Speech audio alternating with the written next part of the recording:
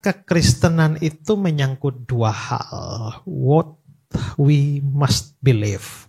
Apa yang harus kita percaya, dan what we must do. Apa yang harus kita lakukan. Dua hal ini. Apa yang harus kita percayai dan apa yang harus kita lakukan. Dua hal ini harus ada di dalam gereja secara berimbang. Ya.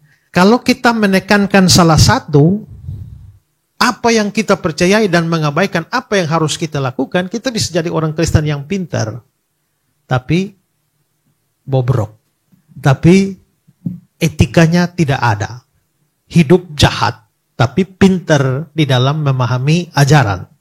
Sementara kalau kita menekankan yang praktis, maka kita jadi orang Kristen yang baik, tapi tidak berpengetahuan.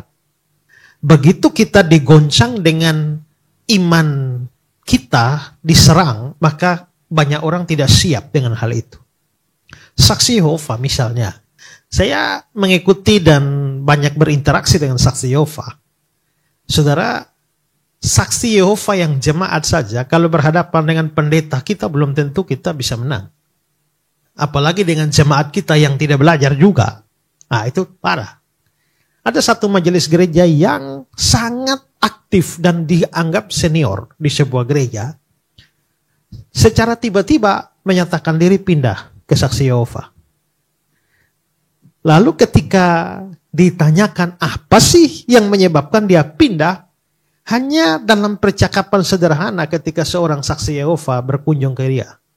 Dan apakah kamu percaya Tritunggal? Ya. Bapa, Anak, Roh Kudus? Ya.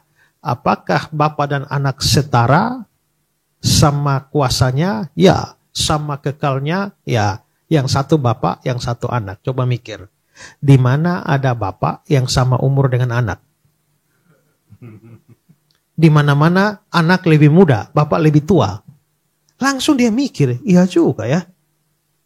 Kalau begitu Yesus sebagai Anak tidak bisa sekekal Bapa. Dia langsung menyadari Kristen salah.